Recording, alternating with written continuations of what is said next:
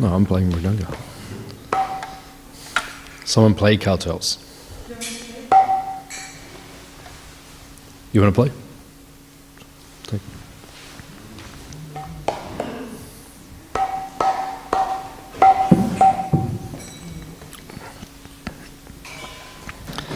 Jayarata Matova Kunja Bihari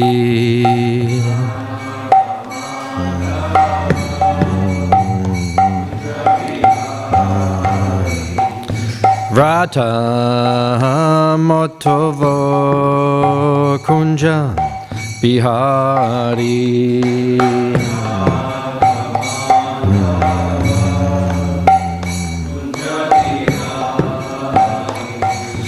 Gopi Jana Balaba Girivaradari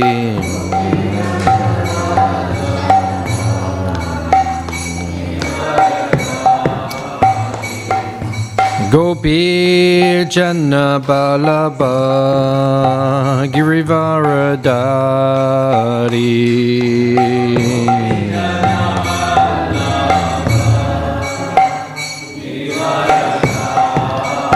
Yashodanandana Brajjanaranjana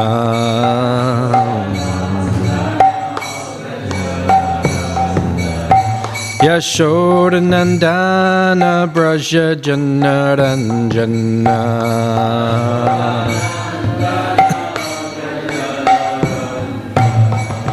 Jamuna Tira Vanachari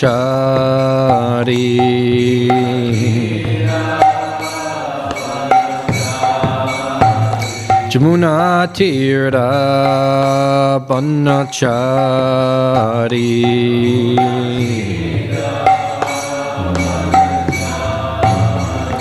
Jaya Radha Motova Kunja Bihari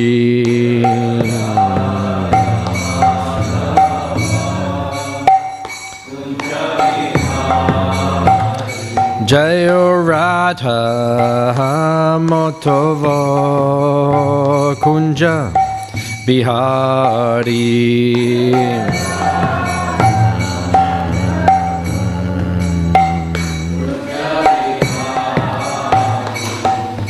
Gopi Jana Vallabha Girivaradari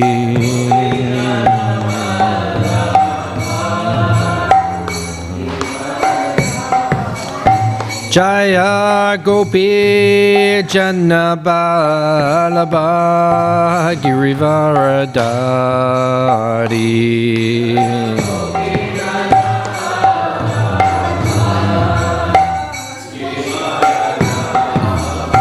Yashodanandana Brajjanaranjana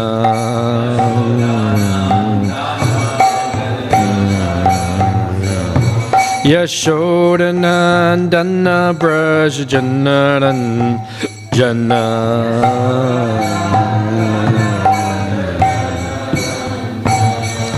Jamuna Tira Vanachari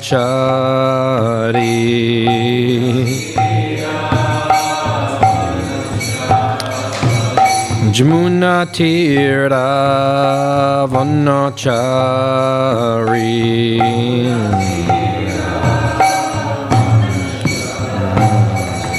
Jaya Radha Matova Kunja Bihari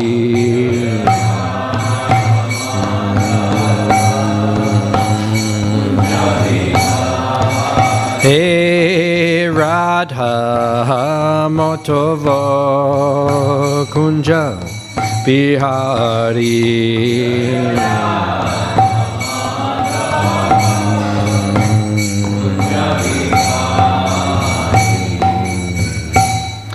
Jayam Vishnupad Paramahamsa Parigrajikacharya Ashtatara Shishimad, His Divine Grace, A.C. Bhaktivedanta Swami, Srila Prabhupada Ki. Anantakoti Vaishnava Vrindi ki, Grantaraj Śrīmad Bhāgavatam ki, Jai Nitai Go Premanandi.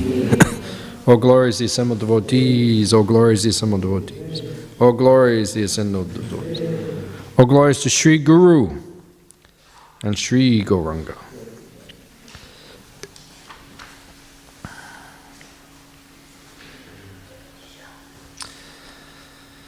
Narayanam namaskritya naram cheva narottamam devim saraswatim vyasam tato jayam udirayat.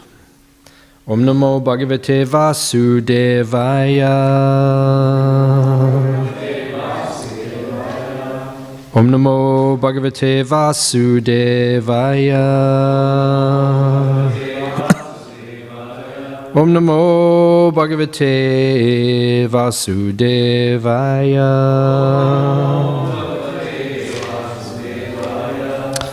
Reading from Śrīmad Bhāgavatam, Canto 7, Chapter 7, chapter entitled What Prahlad Learned in the Womb, text number 38.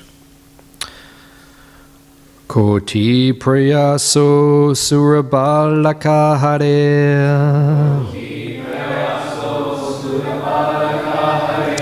upasane swe hridi chidravatsata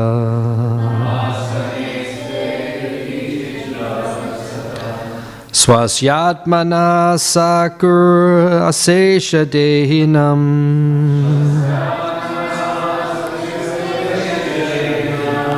Samanyata kim vishayo papadanai Koti prayaso surabalaka hare Upasane swe hridi chidravatsata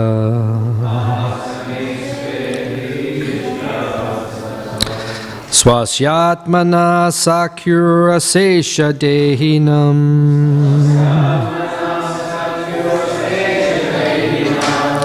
Samanyata kim vishayo papadanai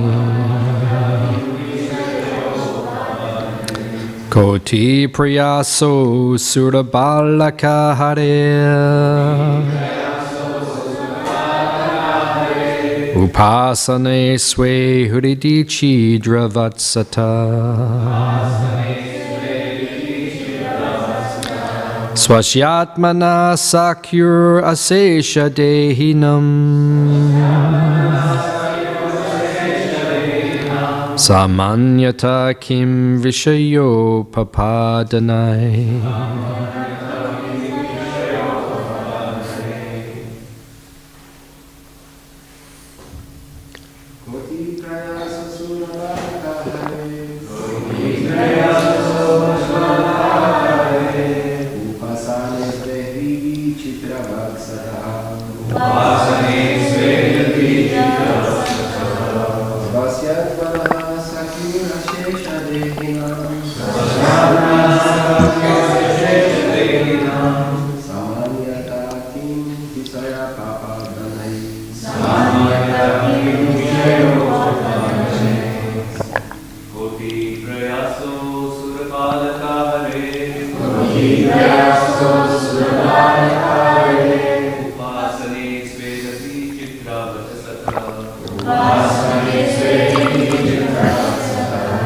Swasyatmana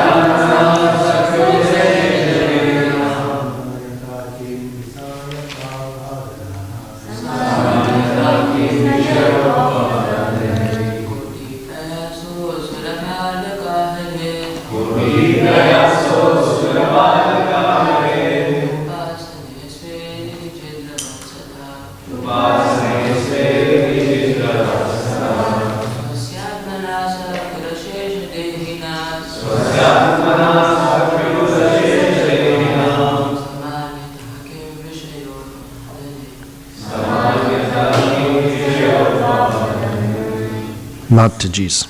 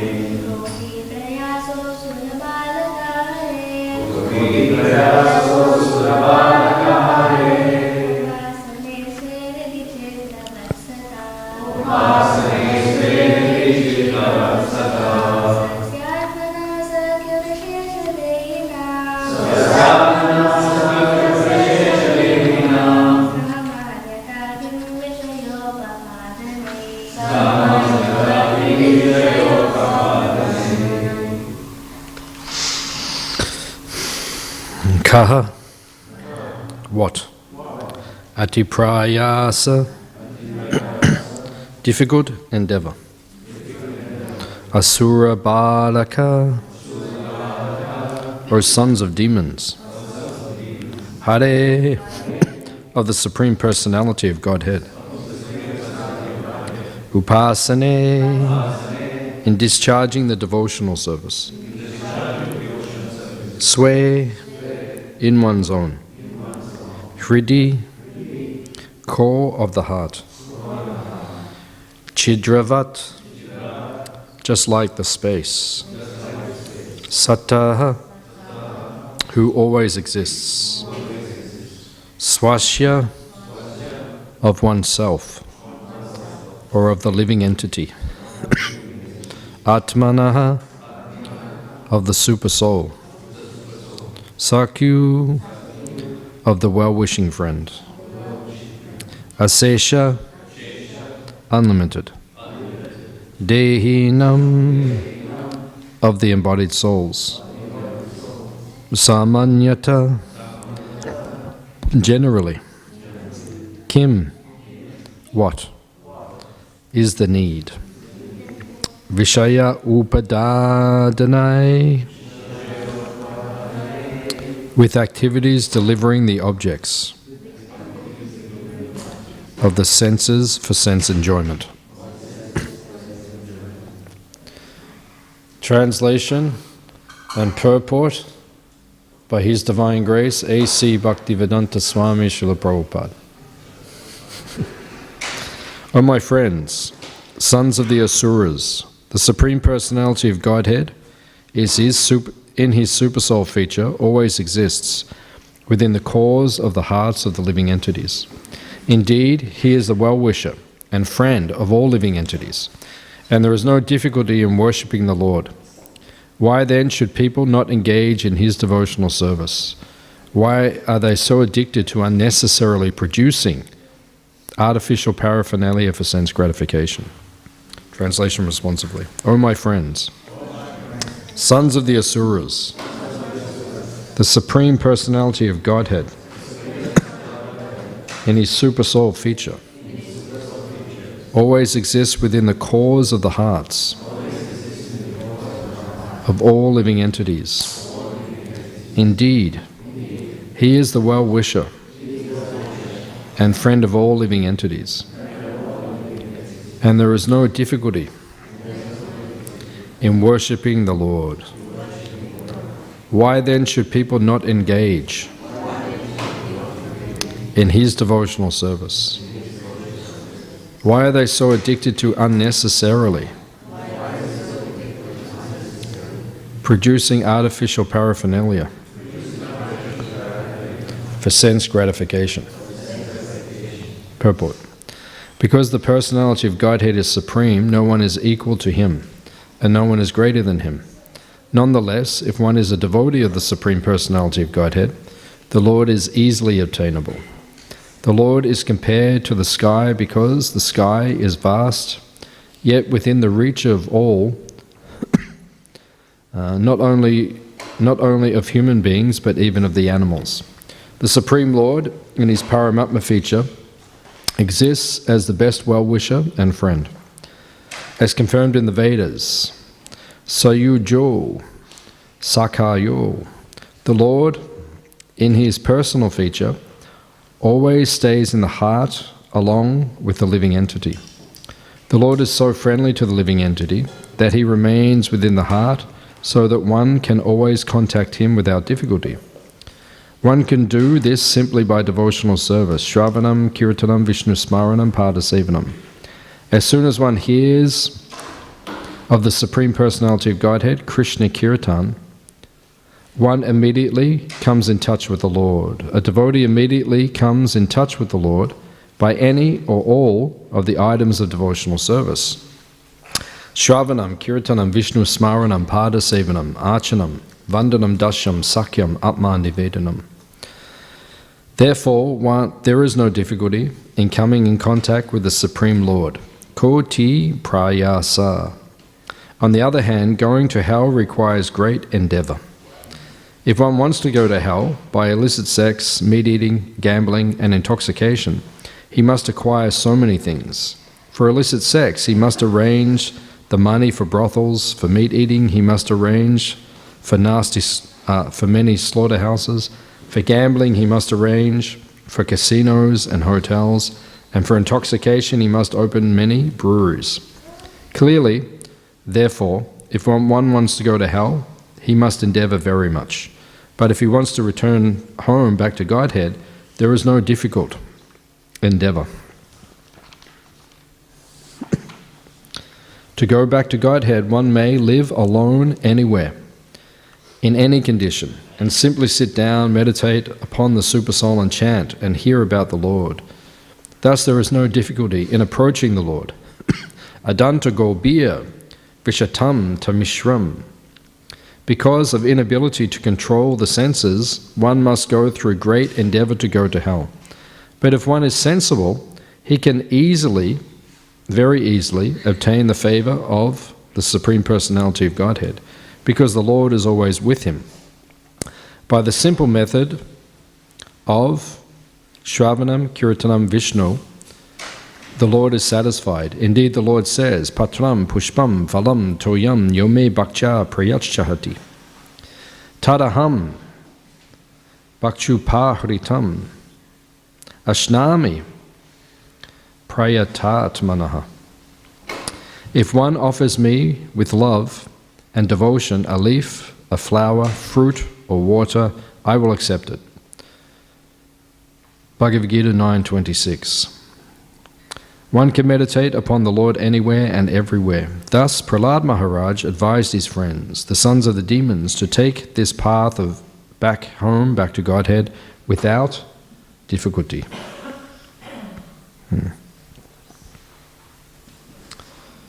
Amagyan timidandasya gananjana shalakaya chakshurun militam jena tasmai Shri Gurave Namaha. Shri Chaitanya Manobishtam Stapitam Yena Bhutale Swayam Rupa Kadamayam Dadati Swapadantikam Vancha Kalpa Turubhyascha Kripa Sindubhya Evacha Petitanam Pavanebhyo Vaishnavebhyo Namo Namaha.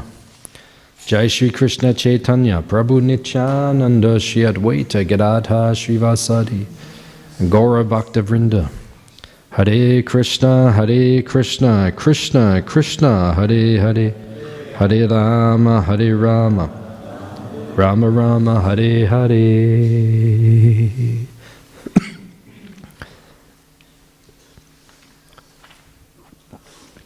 So Prabhupada's purports in this section are very long, which is significant, because whenever Prabhupada's giving long purports, that means that the section is significant and it's important. I mean, all the sections are significant and important, but when Prabhupada's doing that, then we have to pay special attention. It is said, I've heard followers of Prabhupada say that Prabhupada's favorite devotee, or his favorite section of the Bhagavatam, was this section, the pastimes of Prahlad Maharaj and the teachings of Prahlad Maharaj. And actually you see that Prabhupada lectured, when he sat down to lecture on the Bhagavatam, Because in many of the temples when Prabhupada was going, they weren't very established in their Bhagavatam classes, But if Prabhupada had to choose which section, then he would most often go to the 7th canto and this section with Prahlad Maharaja's teachings and his pastimes. So devotees have said that Prahlad Maharaj was Prabhupada's favorite devotee in the sense that he was always discussing from this section. So it's a very significant section. And it's a very important section because who appears in this section? Śrīmad. And Rupa Goswami explains to us in the Laghu Bhagavatamrita that there are incarnations of the Lord who are said to be like Purna or complete. Do you remember the exact Sanskrit he gives for those particular incarnations? Ram, Nrsimha. Yeah, like that. Yeah, it's also sometimes described as being Purna. Obviously there is Krishna. Hey, you kids. Hey, you have to settle down a little bit.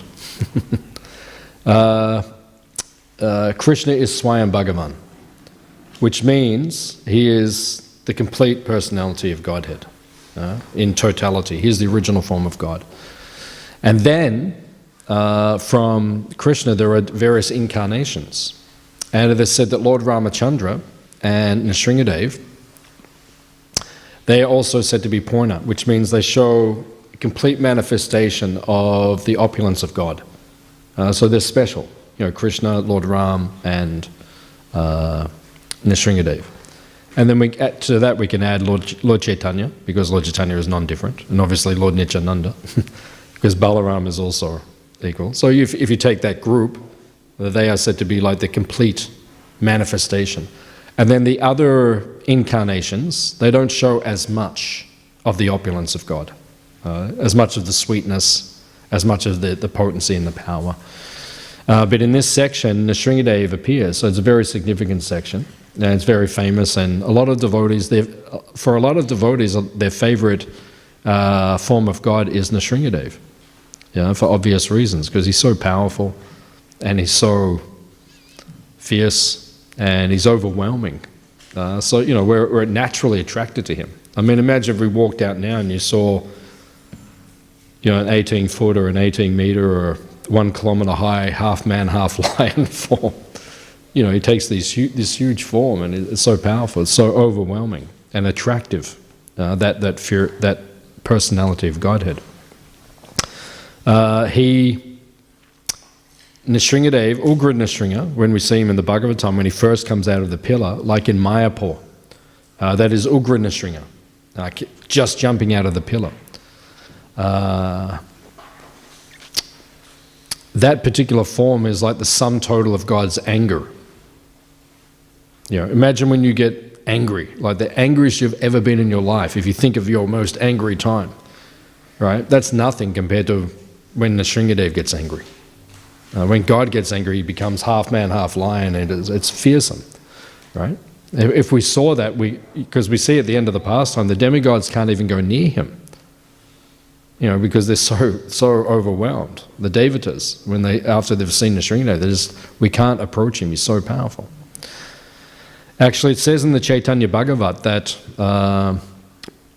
millions of Nrsimhadevs are like one speck of dust at the lotus feet of Lord Nityananda.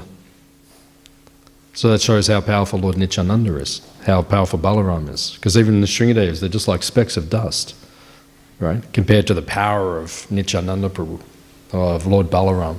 And then ultimately of Krishna. Krishna is the most powerful. Because Prabhupada said Lord Balaram is leaning on Krishna's shoulder. So Prabhupada said that proves that Krishna is the most powerful. Krishna is so powerful that even Balaram, when the Brahma Vimohan Leela was taking place, even Balaram didn't know what was going on. That shows how powerful Krishna is. So he's the original form. This is all explained in the Laghu Bhagavatamrita. So that's why this section of the Bhagavatam is very significant, very powerful, and Prabhupada would lecture on this more than any other place in Bhagavatam. Interesting, if you look at what the verses and the sections that Prabhupada chose to lecture on the most, it's significant actually. You know, we see that this was the part of the Bhagavatam that Prabhupada chose to speak on the most when he had his own choice. And then if you go to the Bhagavad Gita, which verse did Prabhupada speak on the most? If you look at the lectures, all of Prabhupada's Gita lectures, which one was the one he spoke the most? It's actually 9-1. 7-1's number 2, the second most popular. Yeah, 9-1 was the most popular. Or I could be wrong, it could be the other way around, but I think it's 9-1. But you could be right, it could be 7-1. 7-1? Okay, yeah, it is 7-1, yeah. Yeah, 7-1 was the most, and then 9-1 was the second most. So it's significant that when Prabhupada would sit down and speak, and if it was his choice, then he would open to 7-1, which is the first verse of the Bhakti section of the Bhagavad Gita, which means Krishna speaks about asakti. Asakti is what we are aiming for in devotional service. It means to become attached to Krishna. Why do we have to become attached to Krishna? What's that? Okay, different conversation. So. Because you have to become attached to something. Yeah. So you might as well be Krishna. Yeah, but why? Because if you don't attach yourself to Krishna, then you're attached to something that's material. And what's the problem with that? Well, then you're stuck in this actually race. But do you like it here? Yeah. Yeah. Yeah. Because the nature of the soul is asakti. The nature of the soul is to have attachment. We're all attached. Everyone's attached. Right? We're attached to things in this world. All right? You know, sometimes we're attached to very insignificant things or embarrassing things. You know, if we told each other what we're actually attached to, we'd all look at each other and say, "Really? You're actually attached to that?" But then if I told you what I'm attached to, you'd look at me and say, "Really? You're attached to that?" But we're attached to the most.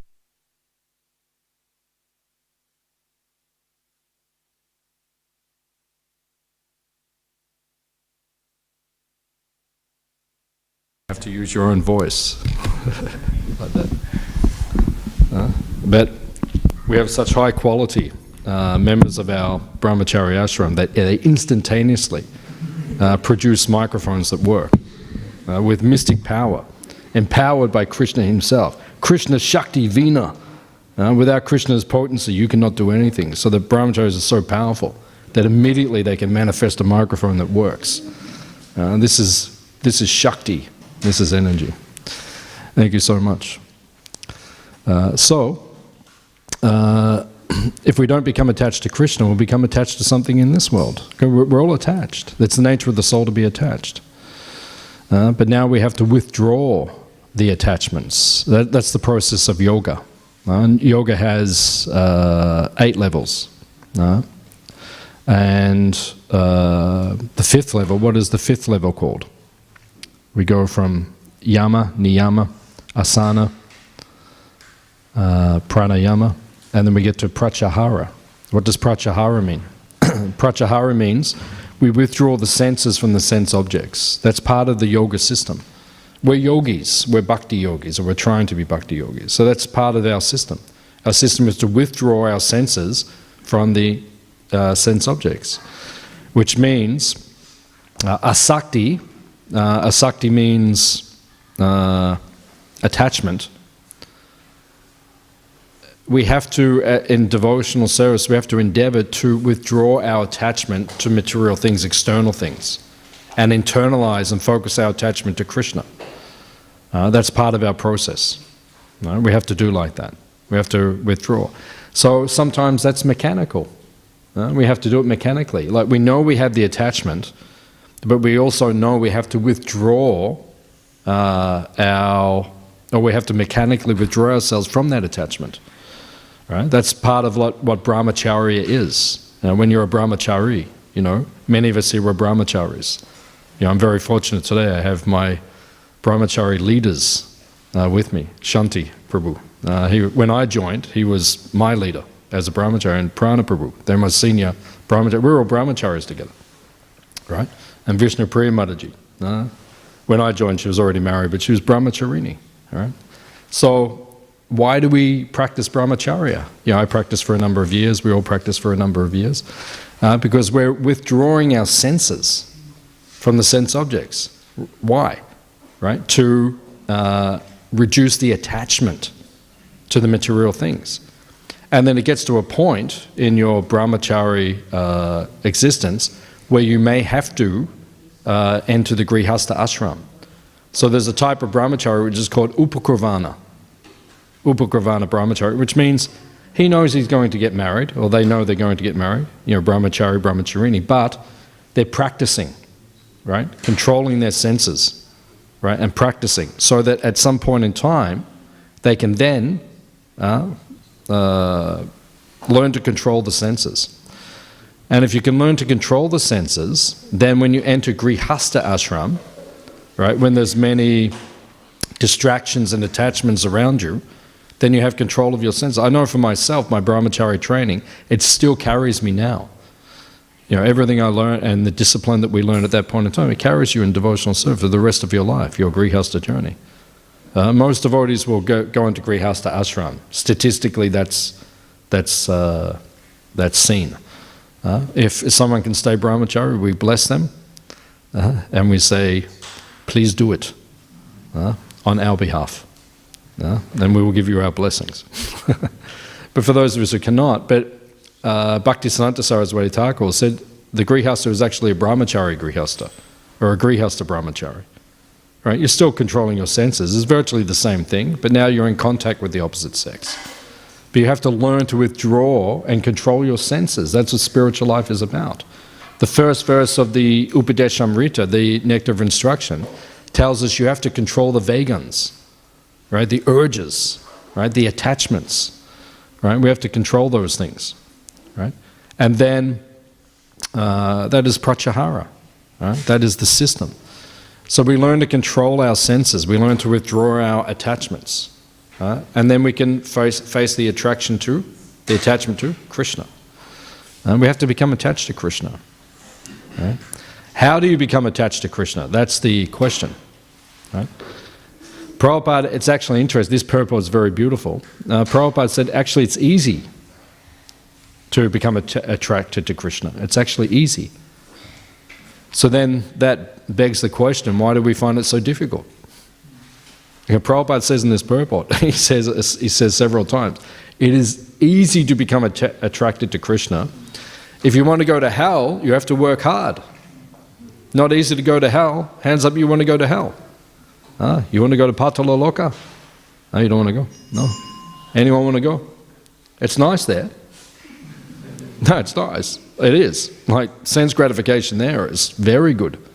Very good. First class. Right? The best. You can have anything you want. Right? High levels of sense gratification. You want to go? Well, it's very nice there. But it's hard work to get there. Prabhupada's saying, if you want to go to hell, you have to work hard. Right? And Prabhupada gives the example, if you want to have illicit sex or intoxication or gambling or meat eating, a lot of effort has to go into it. But he says to go to Krishna, become attached to Krishna, that's easy. Susukam. Joyfully performed and easy, Krishna says within the Bhagavad Gita. So then the question is, why do we find it difficult? Because we do. Prabhupada says it's easy, and then we think, well, oh my God, OMK, right? I don't find it so easy. No? Does anyone understand what I'm talking about tonight? Anyone? Put your hand up if you find it a little bit difficult. Devotional service. One person, okay. Everyone else finds it easy? That's good. That's actually good if you find it easy. What's that? I thought you said you find it difficult. Sorry. Yeah, I was saying, who finds it like that? So the point is that we're being honest. We do. Sometimes we find it challenging. Sometimes we find it difficult to practice devotional. So to control the mind, to control the senses, to practice devotional service. So why is that? Because we're going through, in the 9 levels of bhakti, from Shraddha to Prema, there's a large section you have to pass through, which is called anatta nivritti. Right? And when you're going through that, it feels very difficult because you're removing the anattas, the attachments. And they're very powerful, they're very strong. We've been attached to things for lifetimes. We're not even attached to things we're attached to in this lifetime. There's things in our consciousness that we've been attached to for many lifetimes. So we're removing those anattas. It takes time. And to move from anatta nivritti to the next level, which is called nishta. Nishta means steady. You become steady in devotional service. That's what we're aiming for at this point in time. You want to become steady, right? Every day, right? You are fixed in your vows. Every day, you are fixed to do your service to Krishna.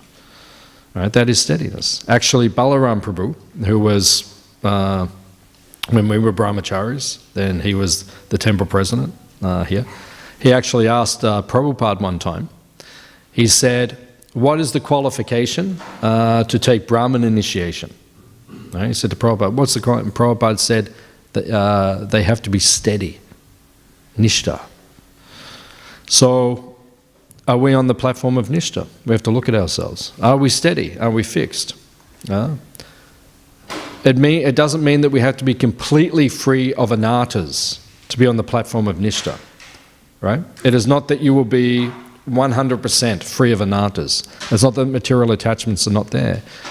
But I heard Giriraj Maharaj say one time, it's like you're about 70%. So when you're 70%, it's still there's some anattas there, some attachments are there, some material desires there, but you don't act on them. Right? They don't disturb you. They don't overwhelm your consciousness. You don't let them stop your devotional service. That's called nishta. That's steady and fixed. So we have to come to that level. Because as Prabhupada says here, he said devotional service is easy actually. But Prabhupada said it is simple for the simple and complicated for the complicated. So if you want to make it easy, it's easy. Devotional service is easy. If you want to make it difficult, it can be difficult also. It depends whether we cultivate attachment to our material desires. One time, many years ago, someone asked my Guru Maharaj, Tamal Krishna Maharaj, they said, why is it that devotees leave ISKCON? I've noticed it doesn't happen so much these days. It's not like in the past. I remember when we joined, then devotees would just disappear sometimes. You just wouldn't see them. It's like people would just leave, you just wouldn't see them. It's like, where did they go? It doesn't happen so much now. And the reason it doesn't happen so much now, because there's more emphasis on education. There's more emphasis on hearing and chanting. Back then, in the early days of ISKCON, the emphasis on hearing and chanting wasn't as strong sometimes. Devotees do lots of service, but they weren't hearing and chanting sufficiently about Krishna. So one devotee, he asked Tamal Krishna Maharaj, he said, why do people leave ISKCON? And it's interesting, Tamal Krishna Maharaj gave the answer, he said, because they're not sufficiently attached to Krishna. Because when you're attached to Krishna, you can't leave. Right? You can't leave. Because you're attached. You can't leave someone you're attached to. When you're attached to someone, you can't leave them. If you're attached to particular devotees, you can't leave those devotees. If you're attached to particular family members, you can't leave. Right? And attachment is a very powerful thing. Right? So when we're attached to Krishna, we can't leave Krishna. We'll stay with Krishna no matter what. Right? We'll always be with Krishna. So we have to become attached to Him. Right? And how do you become attached to Him? Right? By serving Him. And how do you serve Him? Right? Prahlad Maharaj gives 9 different ways to serve Him. Shravanam, you can hear about Him. Kirtanam, you can glorify Him. Vishnu Smaranam, you can remember Him. Pada Sevanam, you can serve His feet. Right? There are so many different ways that we can serve Krishna. And then Rupa Goswami, he took those 9 ways and then he expanded them into 64 ways. You want to serve Krishna? Hands up, you want to serve Krishna. You want to serve? Okay. Rupa Goswami says, here's 64 ways that you can serve Krishna. You read chapter 6 of the Nectar of Devotion. Right? So many ways you can serve Him. Right? And then when you serve someone, what happens? You become attached to them. When you hear about Krishna, right, you become attached to him. And then we can meditate on him. So we have to hear about him. We should know Krishna. He should be the person we know the best in this world, the most in this world. What color is his hair? Black. Why is his hair black? Because he's from India. And everyone's hair is black in India. Okay. So, what sort of black is it? What sort of black? It's described. What's the description? What sort of black? Has reddish tinge. Like in Damodar-Ashtaka we read. Right? Reddish tinge. Like, have you seen sometimes in India? Sometimes people have black hair, but there's like a reddish tinge coming off. Sometimes in other places it says that it has a bluish tinge coming off it. And both are there. Okay. So then, how long is his hair?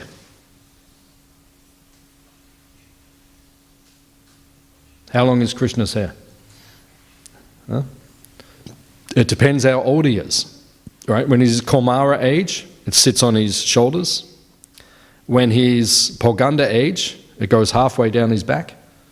And when he's Kaishora age, which is what he is in the spiritual world, eternally he's only Kaishora. There's no Poganda Krishna or Kaumara Krishna in the spiritual world, in Goloka. But in the spiritual world, he is Kaishora. His hair goes all the way down his back, to the very bottom of his back. He has long hair. Why does he have long hair? What's that? Because he's beautiful. Now, what do we call someone who has beautiful long hair? We call him Kesava. Kesava. That's his name, Kesava. One who has beautiful long hair. And my Guru Maharaj gave me that name and he said, "Do you like that name?" And I said, "Yes, I like that name. It's a very beautiful name, Kesava. Kesava Das, servant of the one who has very beautiful hair." And his hair goes all the way down. The gopis, they speak, Rupa Goswami writes the Kesavashtika. Kesavashtika. The Kesavashtika describes the gopis seeing Krishna when he comes back from the cowherd fields at the end of the day. And he has his beautiful long hair. They're very attached to his hair. Everyone's attached to his hair. You see in Gaura Lila, when Lord Chaitanya shaved his hair off when he took sannyas, everyone was very upset. There's no pastime where Krishna shaves his hair off because everyone would be very upset. So he has that long, very long, beautiful hair. Because he's a free spirit. Our Lord is a free spirit.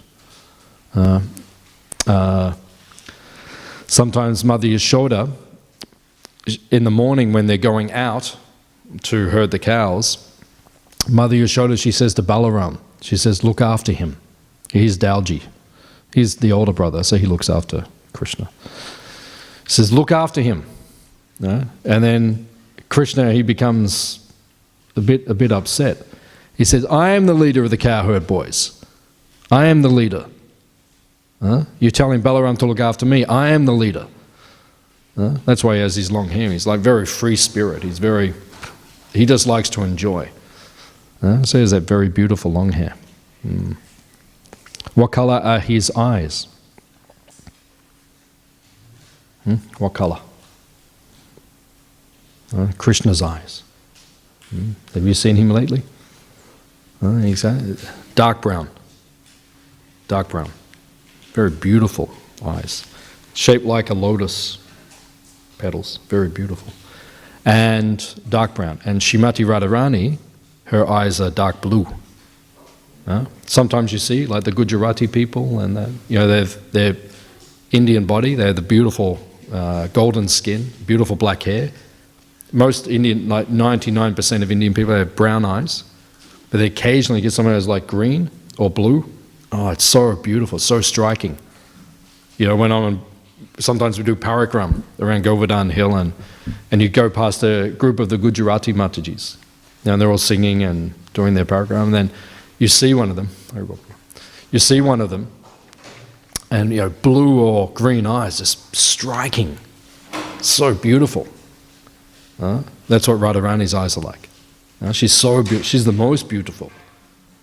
But her eyes are like dark blue, just striking, captivating. In the morning, when she gets dressed by her maidservants, she looks at herself in the mirror and she says, "No one is as beautiful as me. No one is as beautiful as me." But she's not saying in a proud way. She's saying, "No one is as beautiful as me. All of this beauty is for Krishna's pleasure." That is Radharani's conception. No ego. But she looks, she said, "No one is." That's why she wants him to be with her. Because she said, why should he be with someone else? No one else can satisfy him like I can, so it's better he comes with me. That's why when Krishna is with another gopi, Radharani becomes very upset. She goes into man. Sometimes she goes off and she won't talk to Krishna, and she becomes very upset. Why does she do that? Because she knows he's better to be with me. And then she'll make him come back to her. Right? And he has to go through, sometimes he has to dress up as a manjari to get back to Radharani. He has to dress up like a girl because he can't get in any other way. So he dresses up as a manjari. And then he goes to where Radharani is, in Vashana, up on the hill. Manga, the place where Radharani does man, where she gets angry. And then Krishna, he tries to get there, and then all the manjaris, all the gopis, they won't let Krishna approach, so he has to dress up as a manjari. And then he arrives, and they say, "Who are you? We never saw you before." He says, "I am Nava Manjari." Nava Manjari means the new manjari. And I said, "Oh, where are you from?" And I said, "Oh, Mathura." "What do you do?" "Oh, my father is a barber. So I know how to decorate the nails, and I can do all the services, no problem. I want to do some service for Vrishabhanu Nandini." "Oh, okay, come." Nava Manjari comes in. And then Śrīmati Radharani is lying on the chaise lounge, like in Prabhupada's room. There's chaise lounge. Prabhupada used to sit on that. So she's lying down like that. And then they say, "Okay, you can do some service." So he starts to massage the feet. As soon as this Nava Manjari starts massaging the feet of Radharani, then Śrīmati Radharani immediately, she knows who this is. When she feels the touch, oh, this is not ordinary. So she allows the massage to continue. And then after some time she says, "Lalita, Vishaka, we need to give some reward to this Nava Manjari, this new Manjari. I think we'll give her a new set of clothes." So Nava Manjari stands up and says, "I have to go now. I have to go." So he starts walking out. He said, No, stay, we'll give you new sets." So all the gopis, they grab Nava Manjari. And Radharani says, "Undress her." And she says, No. And he says, "No, it's okay, we're all ladies, no problem." No, please, I need to go." "No, we will undress you." So they start taking all the clothes off. And then the bodhis, the choli, they unbutton the choli, and then they pull it, and 2 big mangoes fall out. Right? And then everyone laughs. And then Radharani, her man is broken. Her jealous anger is broken. And then Krishna falls down onto the feet of Radharani and bathes her feet in his tears. So this is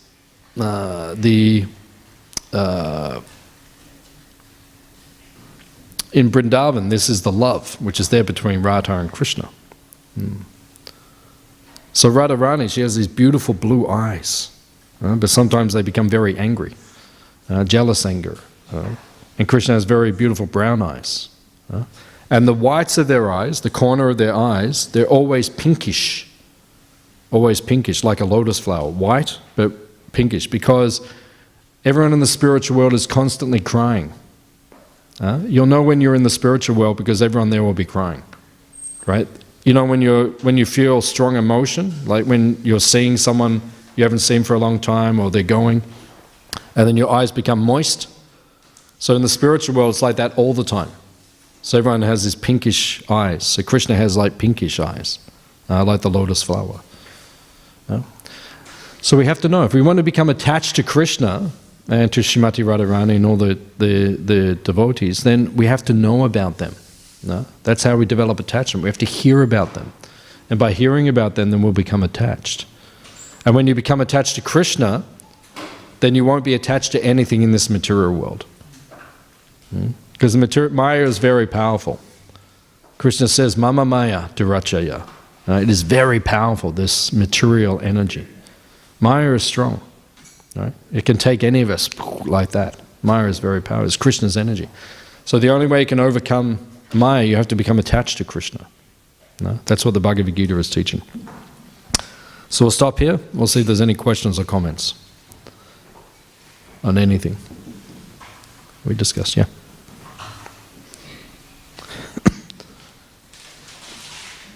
Gauranga.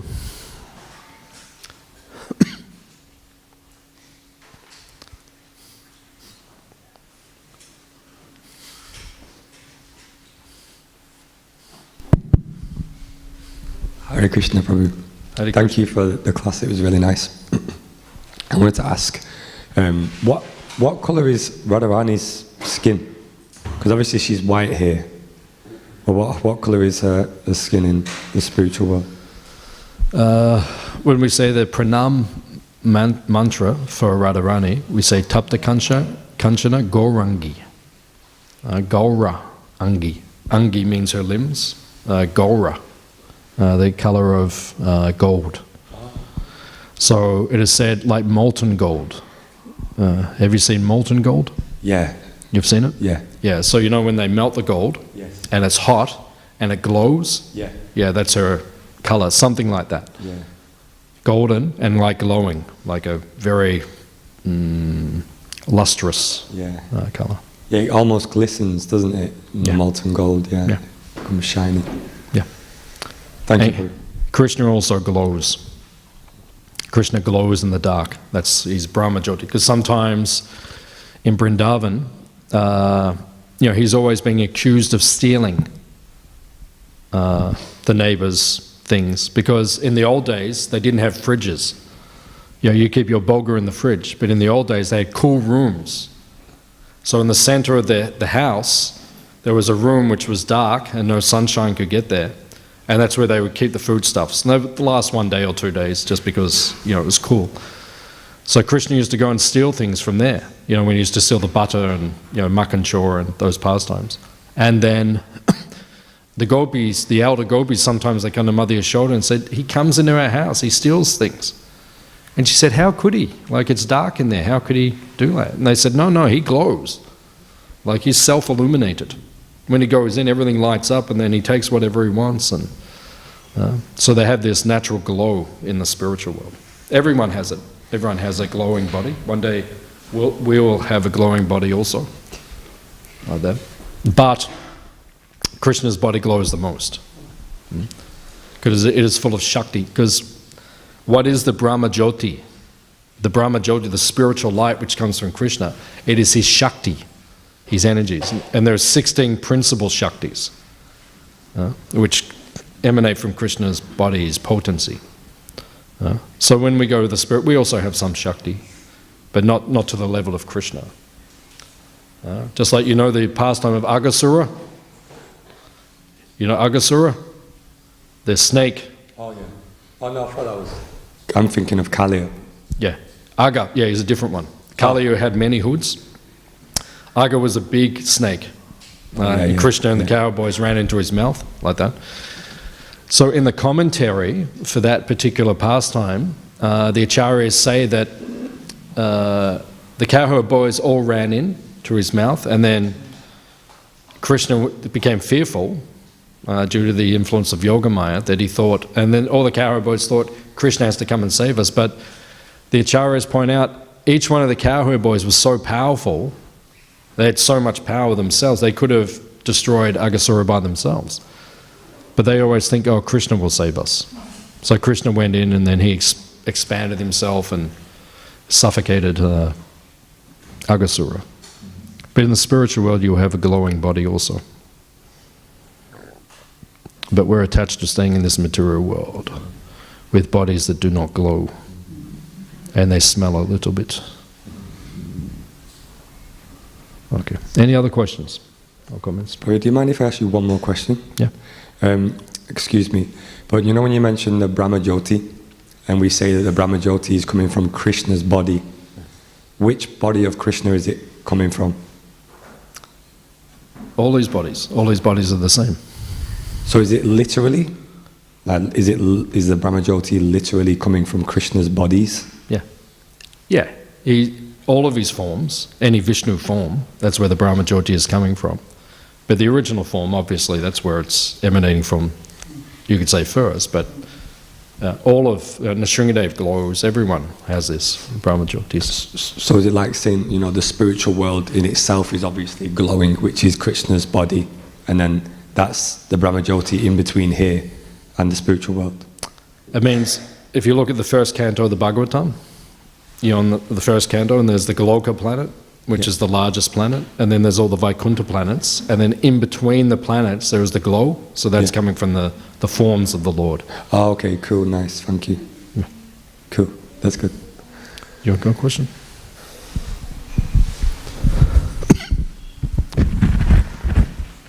Thank you for the wonderful class, Prabhuji. My question was, you said Krishna is covered by Yoga Maya. When you said he is fearful, does he know he's covered by Yoga Maya at that time, or he's like... He doesn't think like that, because if Krishna is in the middle of the pastime, and then Yoga Maya covers him, and he forgets that he's God, and he thinks, oh, my friends just ran into the mouth of Aghasura, but then he thinks to himself, oh, no, it's okay, it's just Yoga Maya covering me, like that. You know, I'm not really, I'm actually the Supreme Lord, and it's not much fun. So when he's covered, he's mok datta, which means he completely forgets. Otherwise, how could he have the pastime? Right? And it says that Krishna's pastimes are always fresh. So how are they fresh? Because he forgets that he did that thing the day before. Right? So every time he does it, it feels like it's a new pastime. He feels like, oh, this is happening for the first time. Yeah? Otherwise, if he did the same pastime, if Mother Yashoda was chasing him, right, to catch him, to tie him up to the grinding mortar, and he thinks, yeah, okay, we did this 1 million times already, I know what happens, yeah, she gets me, and then it's no fun, is it?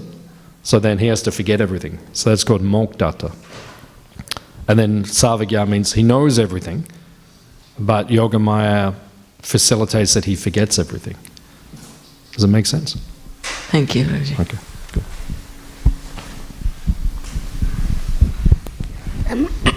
Hare Krishna, Prabhuji. Thank you for the nice class.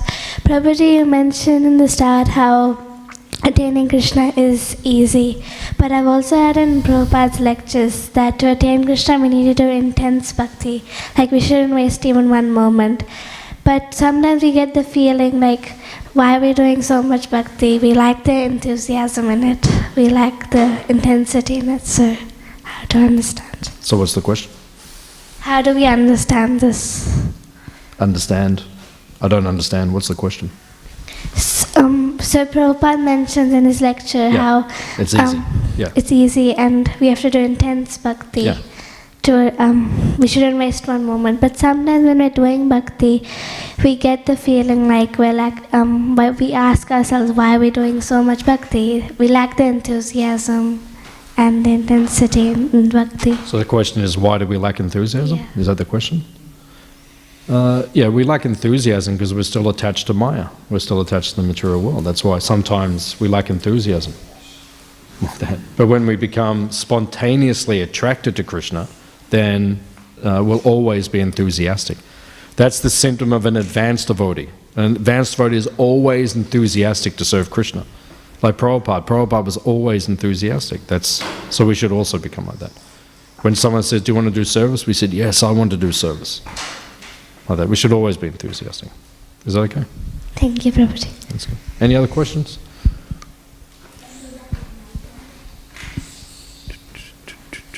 Okay. Oh, one there. Okay. Can you pass the microphone? Hare Krishna, Prabhu. Thank you for the wonderful class. I would like to ask you, what's the meaning of bhakta? Because as we know,